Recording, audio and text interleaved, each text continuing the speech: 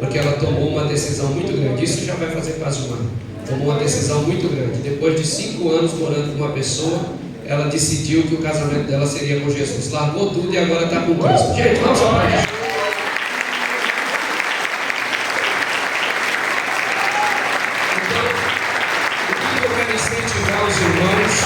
Então, eu quero incentivar os irmãos, onde vocês estiverem, sejam crentes. Tem gente que está nos lugares, ninguém sabe que é crente, é um detetive de Jesus, sabe? Porque quer ser politicamente correto, quer isso, quer aquilo outro, e enquanto Jesus quer salvar as pessoas através da sua vida e através do seu testemunho. Então foi muito poderoso poder ouvir esse testemunho agora de forma concreta, para a glória de Deus. Tantas coisas Deus fez, né? Quando a gente está em Cristo, a gente prospera. A graça de Deus, ela enriquece, a gente sabe disso. A graça de Deus, ela enriquece. Então, não tinha casa, não tinha nada, e agora tem chácara, piedade. Eu não sei como é que a chácara está, se é longe, se é perto, vamos organizar um churrasco de piedade. Vai ser tanta piedade, vai ser maravilhoso. Ela disse que meu pai não sabe dizer que ama, está presente. Meu pai está chegando no Pernambuco dia 25 de setembro, que ele vem a cavalo cheia. Eu digo que amo, mas o velhão nordestino abraça, beija, brinca, mas falar eu te amo é um desespero. Acho que nem mãe ouviu isso aí. Mas que vem a cavalo cheia, viu, Léo? Já dá o recado para a pai, né? Em nome de Jesus. Bendito seja o nome do Senhor. Como Deus é incrível no que Ele faz. E o que emociona muito o meu coração com esse tipo de testemunho é a mudança que Deus fez na minha mentalidade. Porque todo mundo sabe, até 2016 eu era um homem extremamente religioso. Extremamente religioso. E quando você é religioso, você passa essa religiosidade para as pessoas e faz elas se comportarem como você se comporta. Então, eu me lembro que nós tínhamos um grupo do diaconato, eles usavam um uniforme, que eu achava muito bonito, ainda acho. Mas eles têm a liberdade de usarem ou não. Eu acho muito mais clean agora, muito mais tranquilo. Mas era assim, era de uma religiosidade tão grande que se o diácono viesse sem a gravata no dia da escala dele, a mãe nascia lá e pegava no colarinho dele e fazia assim, cadê a gravata? Mas era eu que controlava essas coisas, era eu que era religioso ao extremo. Na ceia, os obreiros tinham que dar todo mundo de paletó. Hoje eu uso porque eu quero, porque eu acho bonito, eu acho que veste muito bem. Os obreiros têm me acompanhado nisso.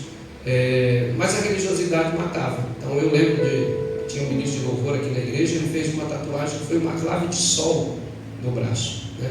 E por conta disso eu deixei ele 3 meses disciplinado, quase perdeu a salvação, quase perdeu a graça, mais um monte de gente por causa da minha extrema religiosidade.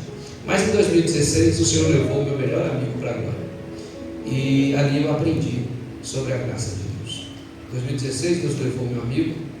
Fiquei num momento muito difícil da minha vida, e para tentar retomar alguma coisa da minha vida, a igreja me enviou para um curso de coaching. Não tinha nada a ver com o que eu estava vivendo. Primeira turma de pastores coaches no Brasil, ministrada pelo pastor Josué Gonçalves, Tiago Brudê, Douglas Gonçalves da Jesus Cop, o pastor Jairinho da AD Alfa, marido da Cassiane, e Roberto Navarro, presidente do Instituto Brasileiro de Coach Financeiro do Brasil. Só tinha o senhor só conheceu esse tipo de pessoa. Só a gente vê. Cadê as fotos? Por isso que a minha mente mudou. Vou mandar para você ver a foto. Hoje eu vou botar no story só para você ver. Então, eu estava indo fazer um curso, gente. Apenas um curso. Mas o Senhor estava querendo mudar a minha vida. O Josué Gonçalves é hoje a maior autoridade sobre casamento no Brasil. E eu era apaixonado pelo Josué. Então eu levei paletó, levei gravata. E no primeiro dia, chegamos, fomos recebidos na chácara Ninho das Águias. Não sei nem por que eu estou falando isso também. Chácara Ninho das Águias. E amanhã às 7 horas, todos os pastores de pé, 100 pastores. 100. Amanhã às 7 horas, todos os pastores de pé. E nós teremos o devocional com o pastor Josué Gonçalves. Então, 7 horas eu estava aqui, ó, nessa pegada aqui, impecável. Aí fui para o galpão gigante, sentei nas primeiras fileiras, o caderno na mão, porque eu gosto de anotar todas as pregações. Falei, cara, eu estou com um camarada que eu admiro desde meus 7 anos de idade. Então, ser ministrado por ele 7 dias vai ser uma loucura. Passa o pastor Josué Gonçalves.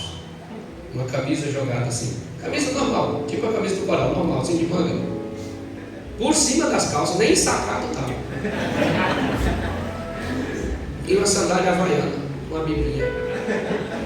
Eu me senti um lixo.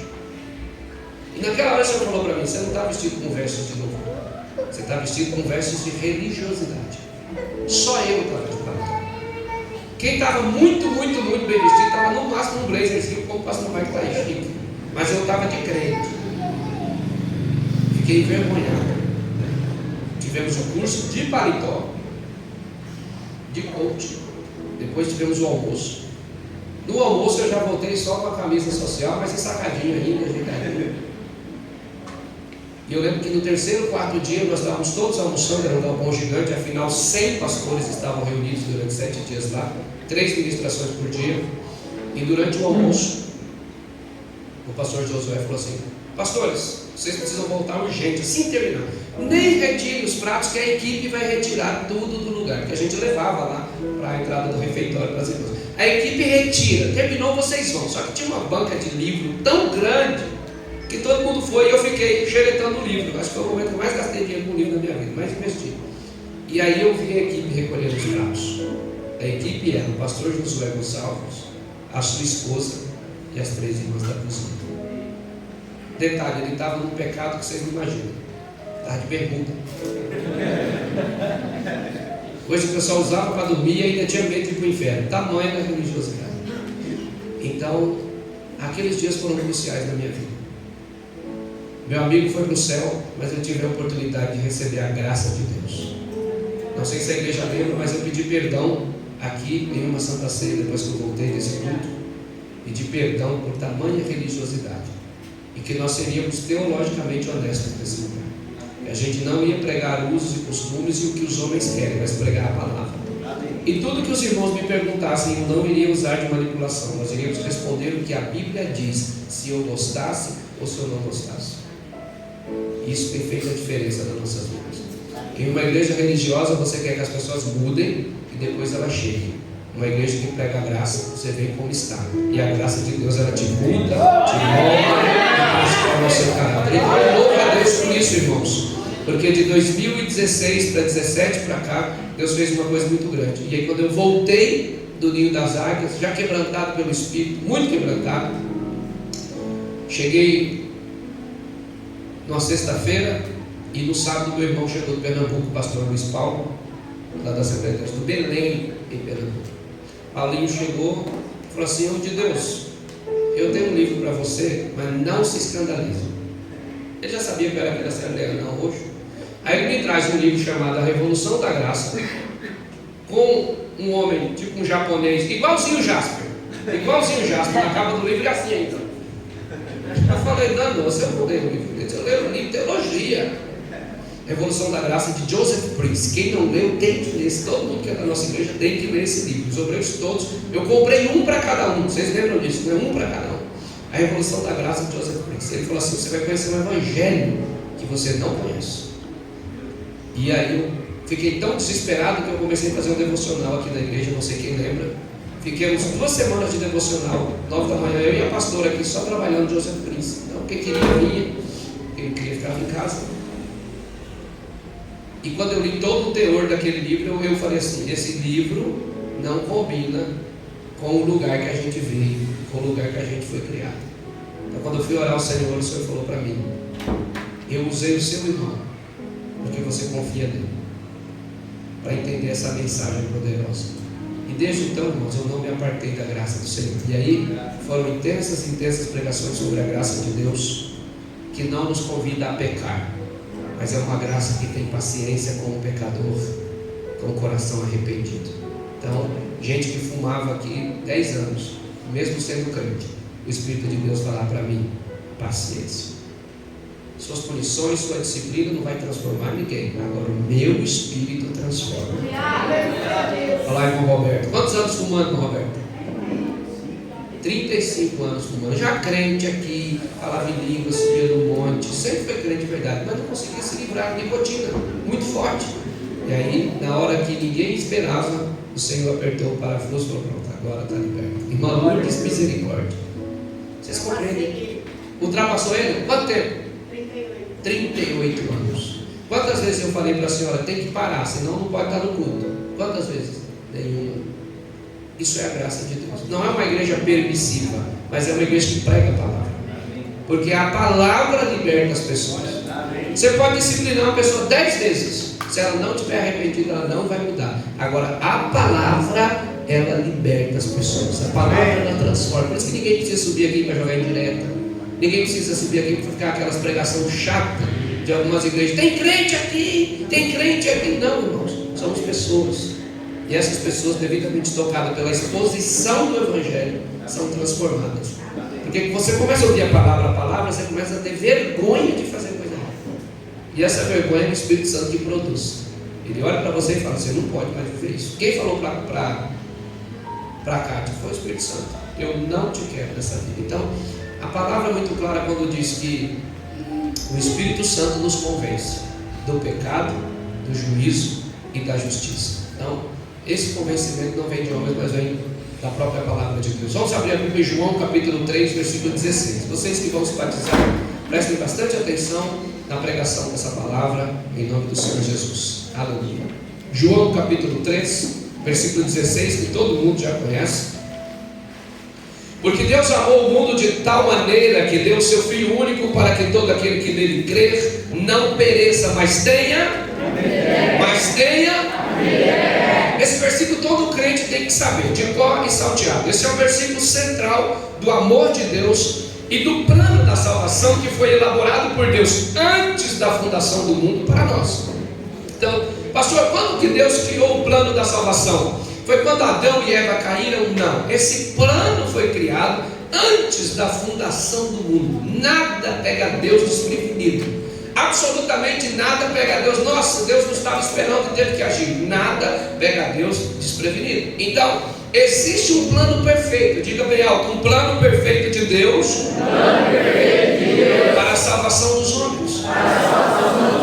Então Deus, em sua onisciência por ser Deus e em sua soberania por ser um Deus que decreta antes da fundação do mundo um plano para a salvação e remissão dos pecados de uma raça que ele já sabia que seria caída, de uma raça que cairia, que envergonharia o seu nome, mas que já havia um plano de redenção.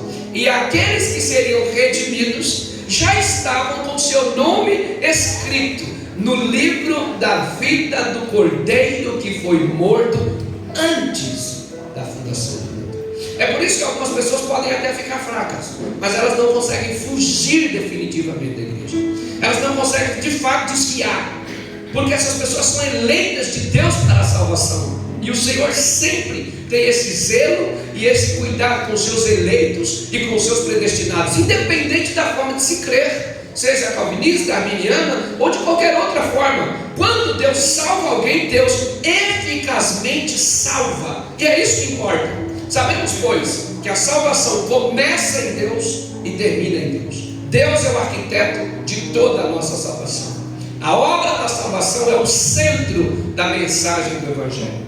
Hoje existem cultos de riqueza, culto de finança, culto disso, culto daquilo, culto daquilo outro, mas o cerne do Evangelho é a salvação de almas. O centro da pregação bíblica e cristocêntrica será sempre sobre a salvação. Deus, em seu amor infinito, traçou um plano perfeito para resgatar o homem sujo e caído do lamaçal do pecado. Esse plano inclui não apenas a fé em Cristo, mas também a obediência em seguir as suas ordens, por meio de quê? Batismo, santa ceia e comunhão com os seus irmãos. Então veja que no plano de Deus todas as coisas já estavam inclusas. Este homem precisava ser salvo. Portanto, para ser salvo, precisava ser exposto à pregação do Evangelho. Pois a pergunta é: como ouvirão se não há quem pregue? Como vão se arrepender sem ter ouvido a mensagem e a palavra do Evangelho? Visto que a fé vem pelo ouvir, e ouvir o quê? A palavra de Deus. Então, a pregação deve ser sobre Jesus, sobre seu plano e sobre o seu propósito. A pregação deve ser sobre a condição humana do homem envolto ao meio de seus pecados. O homem totalmente caído, um homem totalmente depravado. Romanos capítulo 3 deixa muito claro: não há ninguém que seja bom, não tem ninguém que preste. Todos pecaram e destituídos estão da glória de Deus. Não há o que fazer, a não ser que se levante um remidor para restaurar esse homem totalmente caído, esse homem totalmente depravado. E aí aparece a figura de Jesus, o centro do Evangelho, o Jesus crucificado, que morreu, mas ao terceiro dia ressuscitou e agora vive, e vive para sempre, porque Ele é Senhor de todas as coisas. Um Senhor Jesus, onde existe uma música muito famosa, por sinal muito bonita, e a música diz: por que pararam de falar no céu? Não é verdade? Quem conhece essa música? Mas a grande verdade desses dias não é que pararam de falar do céu. Os pregadores pararam de falar no inferno, e o inferno é real, e para lá vão todas as pessoas, mesmo que sejam boas, que façam doações, que doem dízimos, que doem ofertas, que trabalhem em ONGs, que façam projetos sociais, que doem cesta básica, que dê todo o seu dinheiro para as associações. Para lá vão todas as pessoas que os seus nomes não estiverem escritos no livro do Cordeiro que foi morto antes da fundação do mundo. Se você olhar a Bíblia, quem já leu a Bíblia, quem estuda a Bíblia, quem fez teologia, quem faz teologia, percebe que Jesus falou muito mais do inferno do que o céu.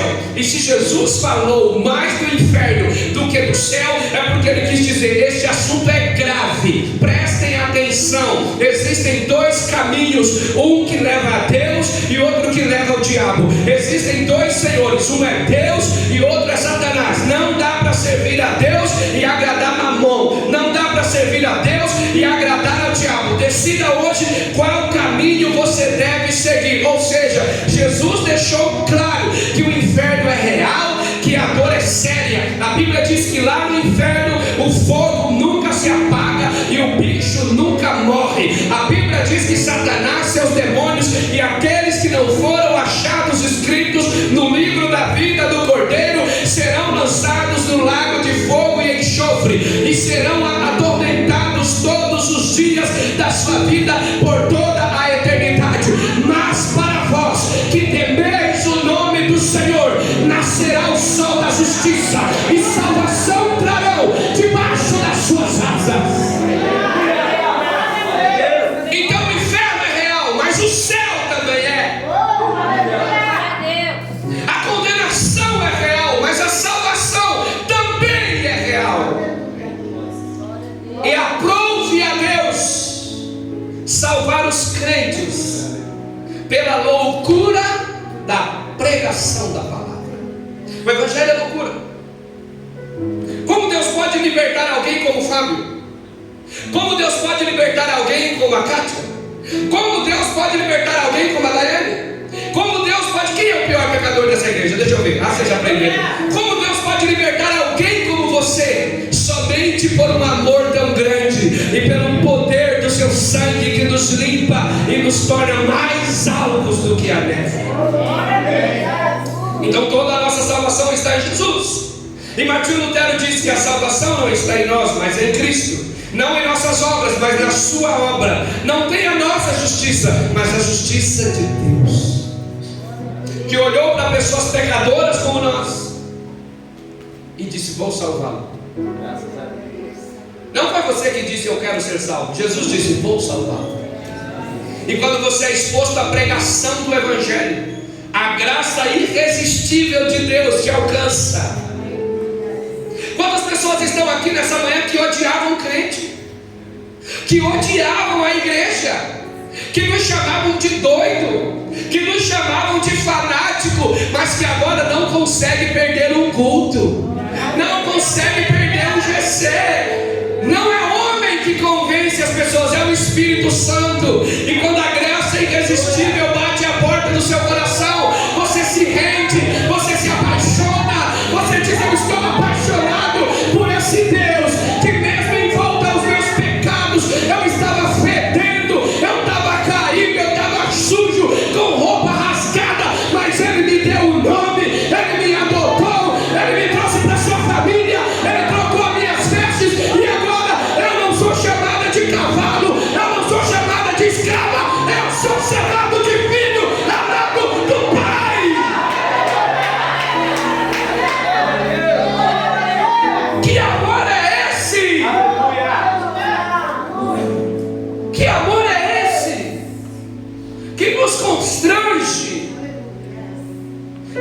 forma de filhos. Irmão, você sabe o que é filho? Você pode dar o trabalho que for. Você pode ser o filho mais trabalhoso. Você pode dar problema. Você pode fazer seu pai e sua mãe chorar. Mas quando você grita pai, ele aparece. Quando você grita mãe, ela aparece. E se o amor do pai da terra e o amor da mãe da terra é assim, agora imagina o amor de Deus. Jesus, para ilustrar o tamanho do seu amor, disse assim, ó: pode ser que uma mãe se esqueça do filho que ainda mama. Gente, isso é para mim praticamente impossível. Pode ser que uma mãe esqueça do filho que ainda mama. Todavia eu não me esquecerei de você. Você sabe o que isso significa? Deixa eu trazer clareza sobre os seus olhos. Um planeta como o nosso, indo para 8 bilhões de habitantes. 8 bilhões.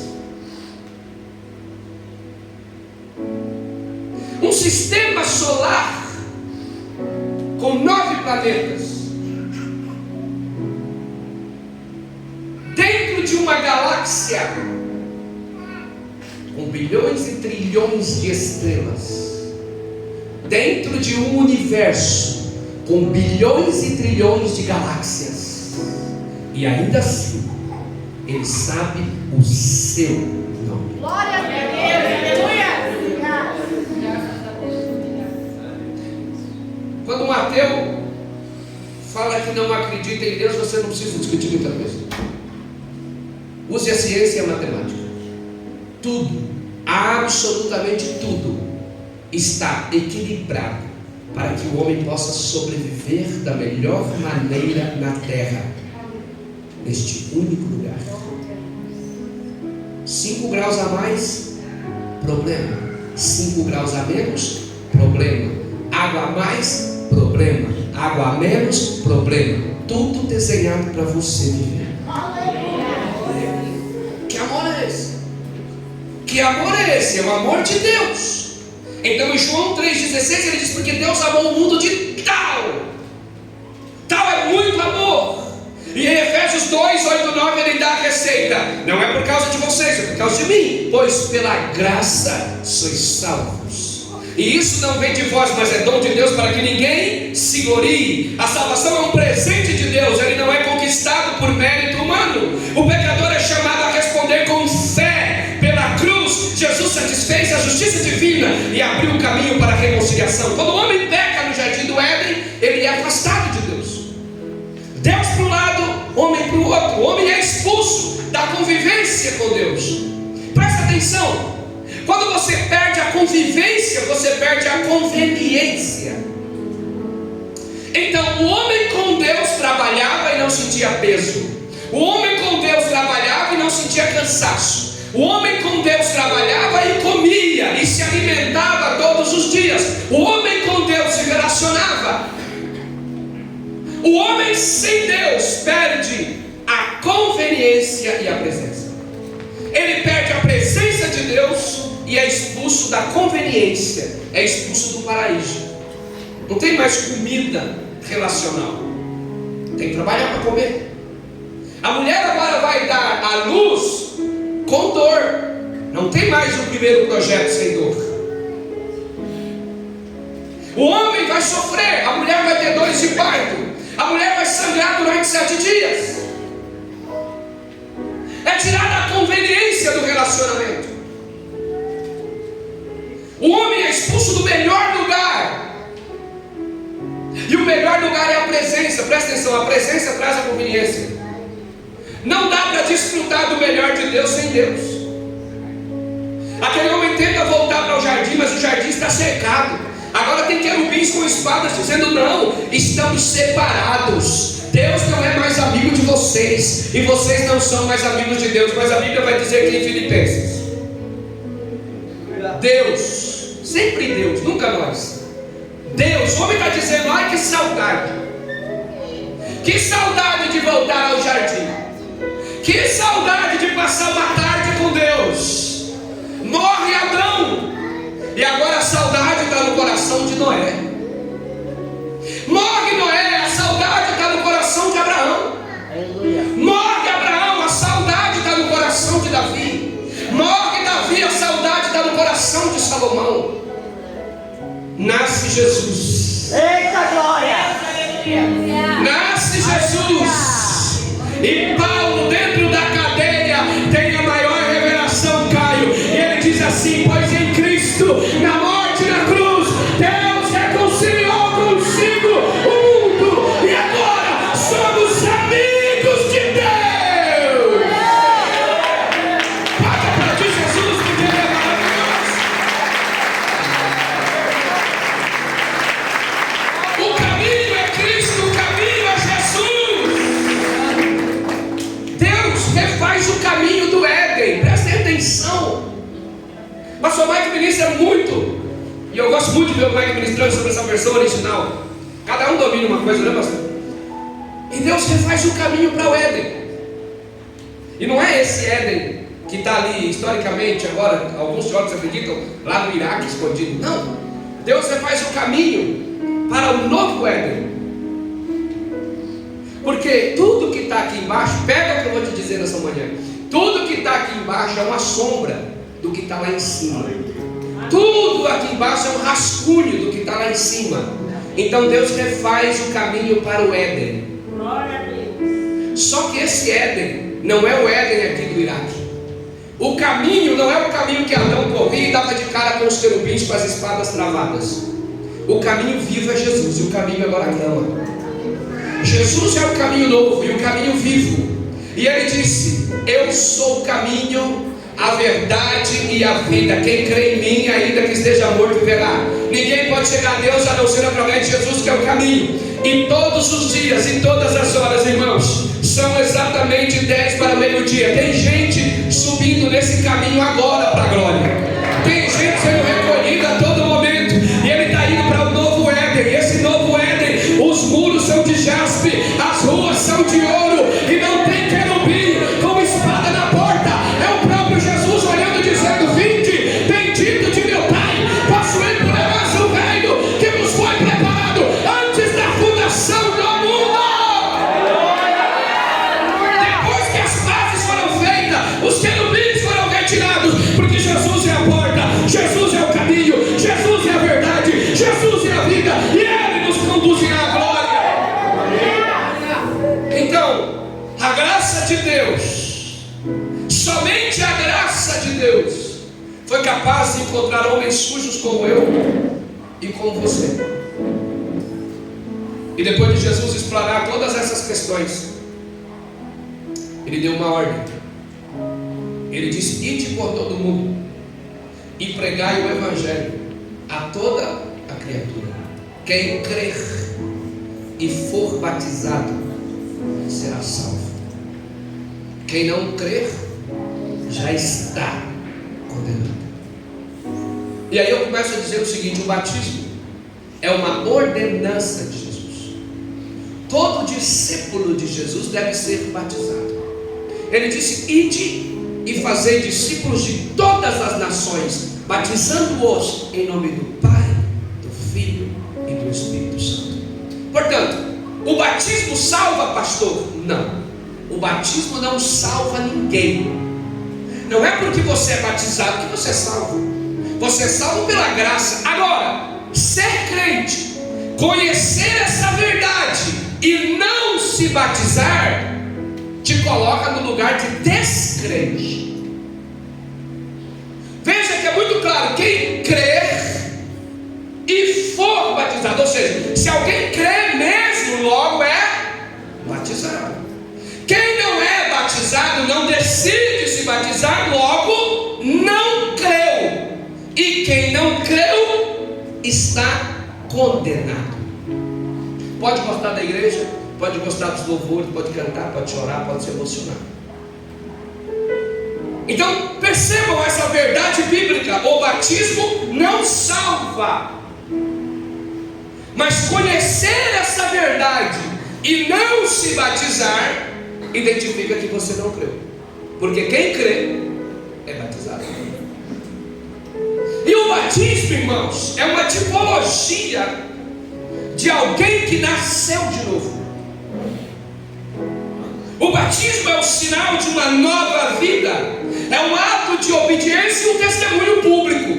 Eu estou dizendo publicamente que eu já não sou mais um crente 007.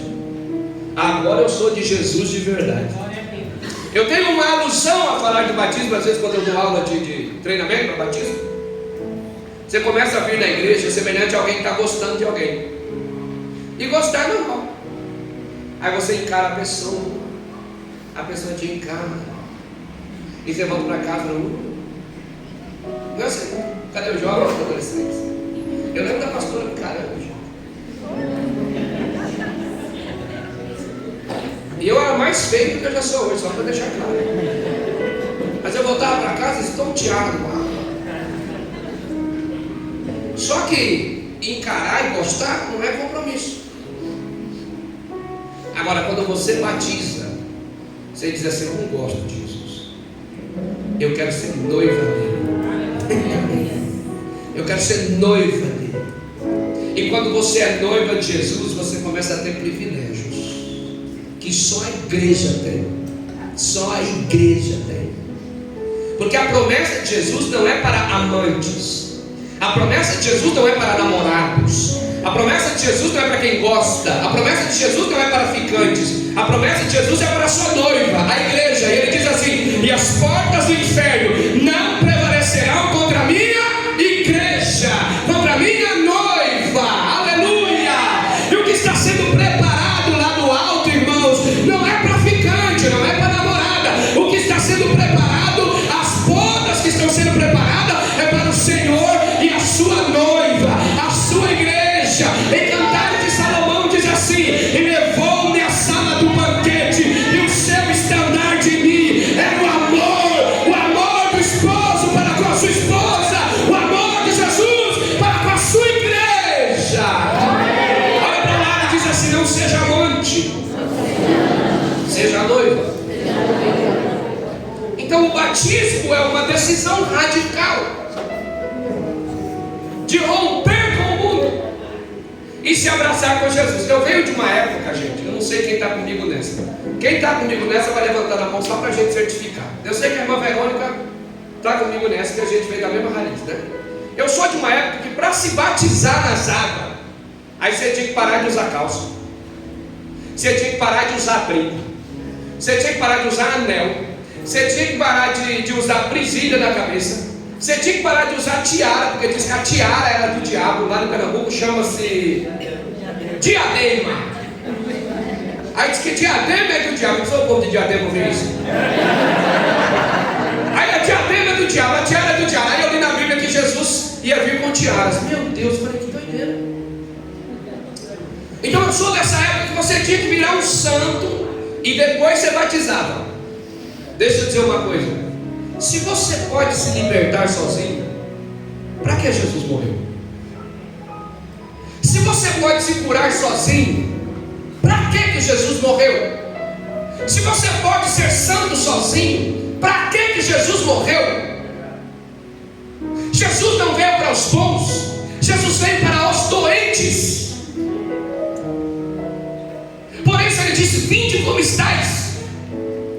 E a partir do momento que você entrega a sua vida a Jesus, e que você decide batizar nas águas, você tem a sua vida restaurada, você tem a sua vida transformada, porque onde Jesus chega, a bagunça vai embora, onde Jesus chega, o pecado vai embora, onde Jesus chega, a traição vai embora, o adultério vai embora, a pornografia vai embora, tudo que atrapalha o reino de Deus vai embora.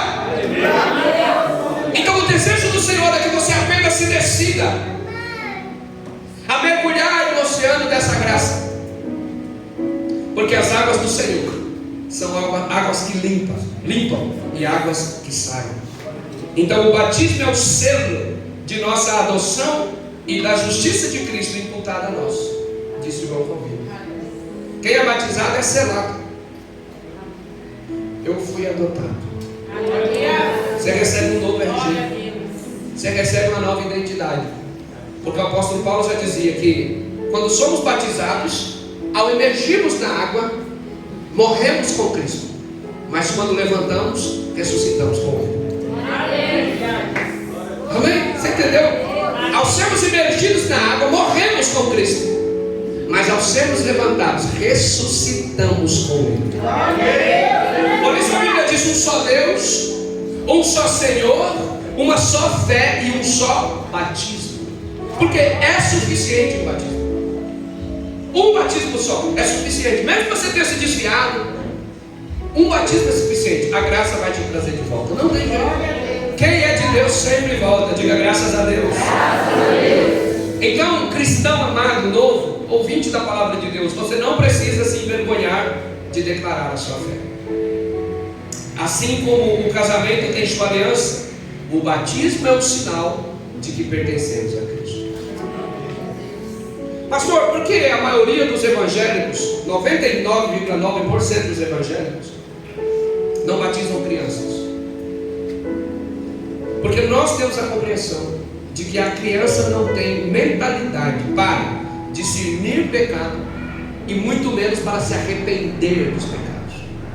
É por isso que a gente não valida o batismo católico, porque a criança não tem esse sentimento.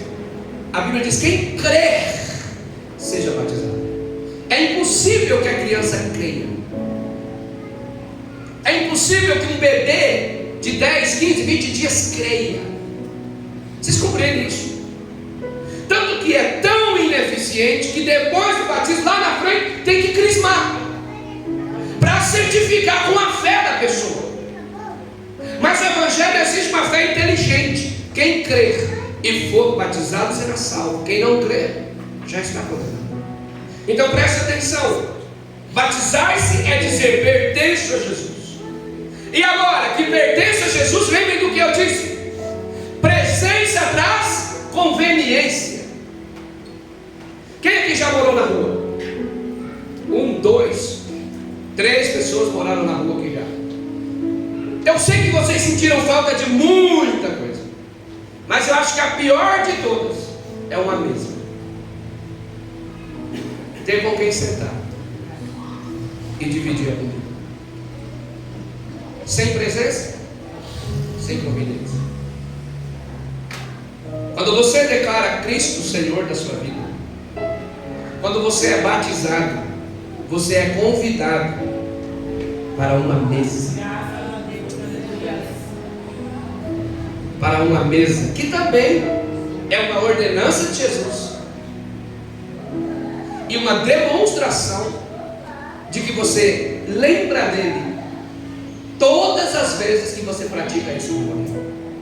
Então, quando você é batizado, inserido como membro daquela sua nova família, vale lembrar que quando você recebe Jesus como Salvador, o Espírito Santo já vai morar dentro de você. Portanto, agora você já foi ali, naquele milésimo de segundo que você recebeu a Cristo, você foi redimido, regenerado, e uma nova criatura surgiu, como diz em 1 Coríntios capítulo 5, 17: pois quem agora está em Cristo, nova criatura é. As coisas velhas se passaram, eis que tudo se fez novo.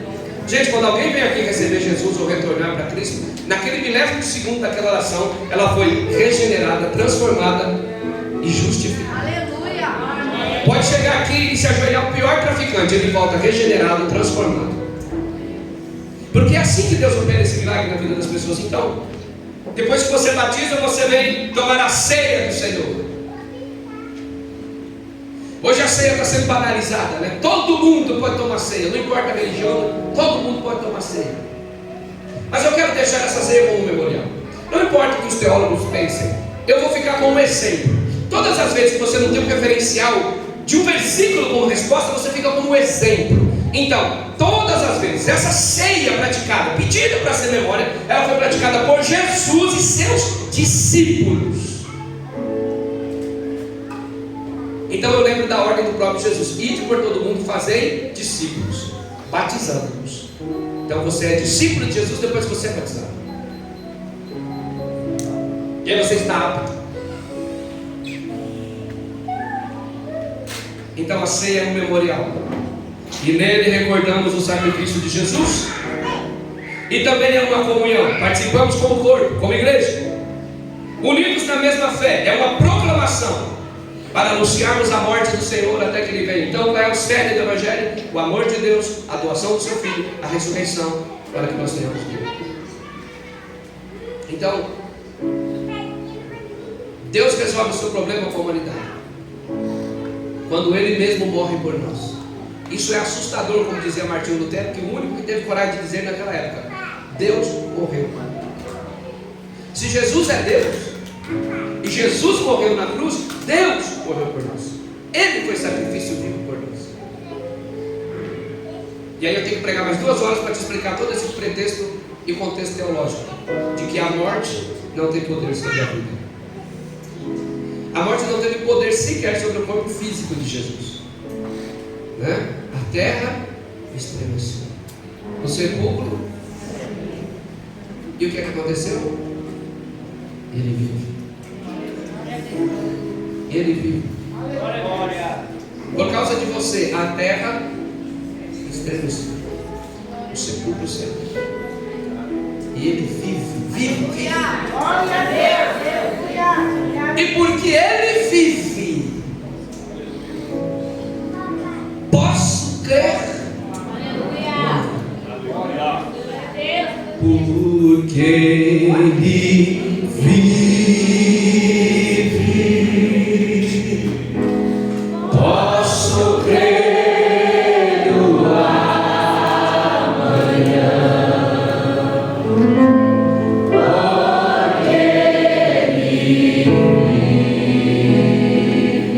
Continue. A ceia é um banquete espiritual em que Cristo verdadeiramente se dá. E se dá a nós, não em carne e sangue, mas em sua graça e em seu poder.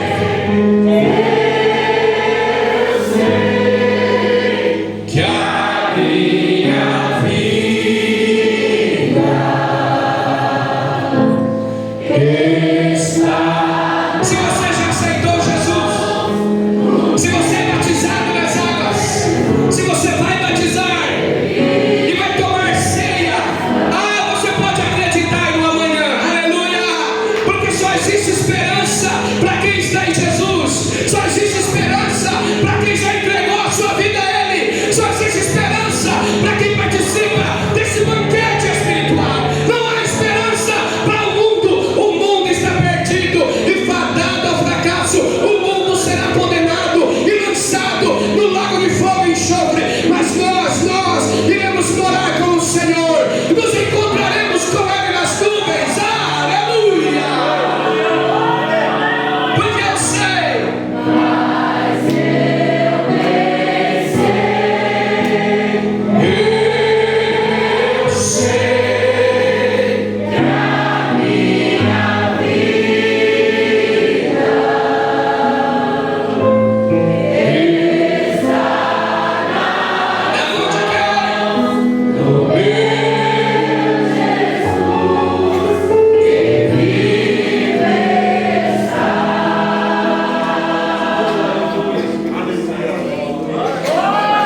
estamos unidos a Cristo pela fé. Essa união é o fundamento de toda a nossa esperança e certeza. Só há esperança porque estamos unidos a Cristo. Só há esperança porque estamos unidos ao Senhor. E tudo de bom, presta atenção, tudo de bom que o Pai reservou para Jesus está reservado para você. Toda a herança está reservada para você, porque nós somos herdeiros e cordeiros com Cristo. Tudo que Deus desenhou para Jesus está desenhado para você. Fala para quem está do seu lado: é maior do que o que você pensa. Irmãos, repita comigo: o plano de Deus é perfeito. Ele nos salva pela graça. Ele nos chama a obedecer no batismo. Ele nos mantém em comunhão por meio da ceia. Diga: esses 3 elementos não podem ser separados. A salvação é a base, o batismo é o sinal, e a ceia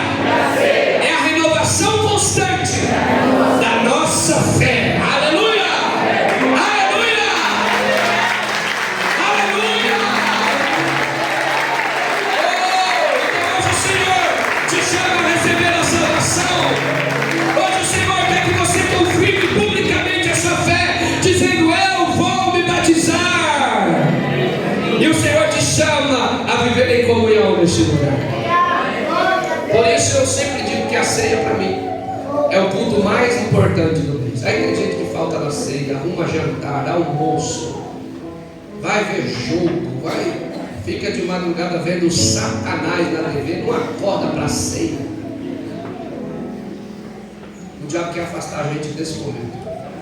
Momento precioso. Eu quero encerrar essa palavra, chamar o pastor Michael, mostrar a ceia do Senhor, porque eu ainda quero concluir esse culto com o coral aqui de novo, cantando Jesus está lá. Maravilhoso. Eu sou suspeito de dizer que eu sou apaixonado pelo coral e pela dança, porque são duas coisas que eu morei mais de 10 anos para Deus restaurar nessa igreja. Então, você, irmão, que quiser participar do coral, você que está fraco mesmo, nas outras igrejas ao contrário, você do coral tem que estar no prumo. Aqui eu aceito fora do prumo. Aí Deus põe no prumo. Está quebrado? Não tem compromisso com nada na igreja, está pecando por falta de compromisso. Vem, arruma um compromisso hoje. Fala com a Raela e fala: ó, vou chegar no coral. Deus me usou para falar com a Roberta semana passada e eu vou insistir novamente. Vem. Amém. Abraça o compromisso. Irmãos, Deus quer fazer coisas extraordinárias na sua vida.